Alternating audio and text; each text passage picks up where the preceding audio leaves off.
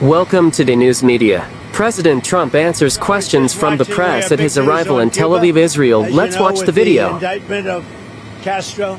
So a lot of people have suffered very big, very at levels that few people would understand. And I think the Cuban population of Miami and certainly beyond Miami, people that came there that were decimated, whose families were ruined, appreciate what the Attorney General just did today and was just doing now. He's just watching it. So we have Cuba on our mind. Very important. It's been a lot of problem for a lot of years, and this was I think it was a very big moment for people that, not only Cuban Americans, but people that came from Cuba, that want to go back to Cuba, people that want to see their family in Cuba. I think this is a very big day, very important day. They supported me to the nth degree. They supported me at levels that nobody's ever seen before. And so I think it's a very important moment. Mr. President? What happened, Mr. President? Say it? What's coming next for Cuba? Well, we're going to see. It's a failing nation. You see that. It's falling apart. They have no oil. They have no money. It's a failing nation, so I just can't tell you that. But we're there to help. We're there to help the families, the people. And again, a lot of those people are related to me in the sense that I've had such a great relationship with Cuban Americans. They supported me at a 94% level. That's a pretty good level. And their relatives are there. So we got to, on a humanitarian basis, we're there to help. Mr. President was there last week. Yeah. Can you talk about that at all? Well, we have a lot of people there. We had CIA there. We have Marco is there. Marco's parents, as you know, were from Cuba. So we have a lot of expertise in Cuba, and it's not going to be like the biggest thing we've ever done, but I will tell you, to a lot of people, it's going to be one of the most important. They've been looking for this moment for 65 years. So we'll see what happens. But we're going to, in the meantime, we're going to have to help them out. They have no way of living. They have no food. They have no electricity. They have no energy at all. But they do have great people. There are a lot of great people. I mean, I have so many Cuban friends in Miami, mostly in Miami and Florida, and they're unbelievable people. They're unbelievable entrepreneurs, and they'd like to go back. I think hopefully they're going to want to live here, but they want to go back. Maybe they'll invest. We'll see what happens. But we're freeing up Cuba. Mr. President, how much longer do you anticipate the embargo having to be in place on Cuba?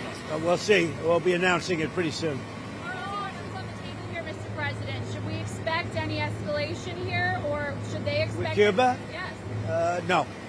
No, you won't. There won't be escalation. I don't think there needs to be. Look, the place is falling apart.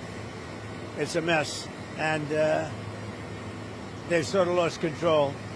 They've really lost control of Cuba.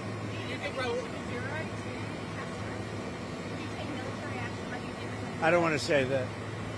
President, Gavin Newsom is on Capitol Hill today. He says that he doesn't think J.D. Vance has what it takes to come after you.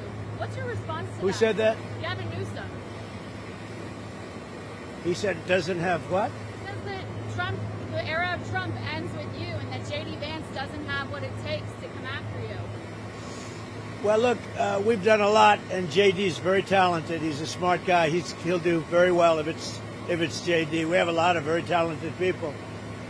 So I think hopefully we're going to leave something that's going to be real easy to run.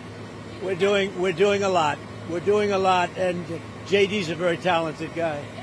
Is Iran have to respond after you said yesterday you're about an hour away from making a decision? Where does that stand today? Have you heard anything from them? It's right on the borderline, believe me.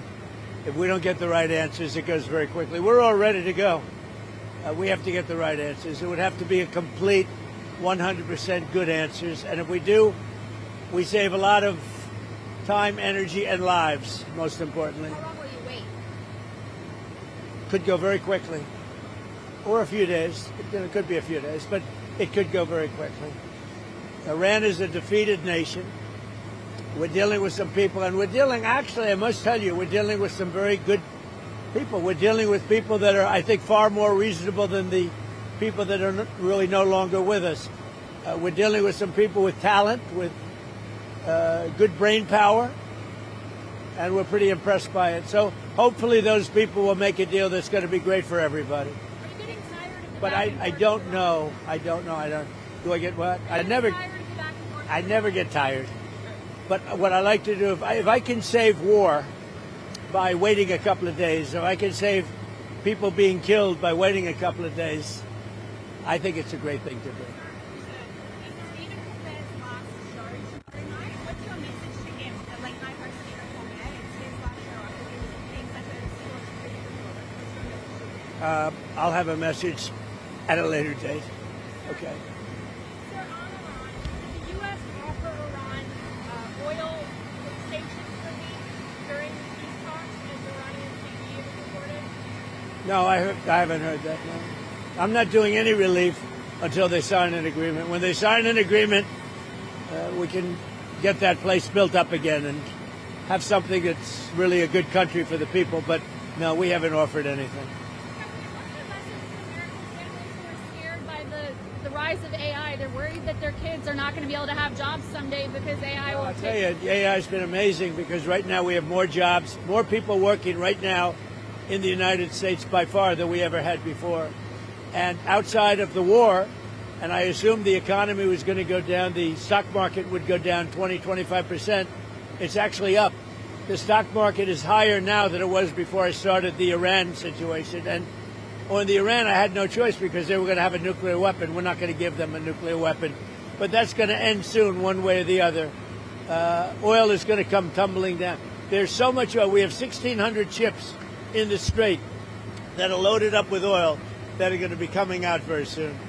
So we'll have to see. But the military has been unbelievable. The blockade has been infallible. Not one ship has gotten through the blockade. 37 have tried. They all wish they didn't. Can you tell us about your call with Erdogan? Yeah, I had a very good call with President Erdogan, and pretty standard. We have a very good relationship. Isn't it nice that I have relationships with some very tough people? He's a tough guy, and but I have a relationship with him that nobody else does. He's actually done a good job. He's been, I think very much of an ally. Some people would doubt that, but I think he's been a great ally, and his people respect him. His people respect him a lot. Mr. President, response to people that are critical of your settlement over your IRS case about the tax now that you can't be prosecuted for tax? Yeah, well, what happened is I was suing IRS for a lot of different reasons. One of the reasons is they released my tax returns, which they're not allowed to do. Now, they showed I pay a lot of tax. I may even release my current returns because they show I pay a lot of money. But they're not supposed to do that. They were in lockboxes as president. And they released them. And a certain firm released them, which was, I guess, a private firm. But it released them to a lot of the fake news. And the fake news went, and you're just not allowed to do that. And many other things happened. So I released them from the lawsuit, and I guess they made a settlement of some kind. I wasn't involved in the settlement. I could have been involved, but I didn't choose to be. So they made a settlement. Also, the anti-weaponization of people. I mean, people were destroyed. They went to jail. Their families were ruined. They committed suicide. All the Biden administration and the Obama administration, both of them. I mean, the Obama administration started it. The Biden administration was horrible in terms of what they've done to people is incredible. And we're reimbursing those people for their legal fees and for their costs and for anybody involved. But they destroyed people. People committing I read the other day, a person committed suicide over it. They went, it was the most violent thing I've ever seen in politics, what they did. And yet if I say, let's look at this one or that one, they say weaponization.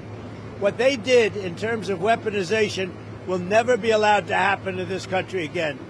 So we think that we think that anybody involved in that process should partake. And you're talking about peanuts compared to the value.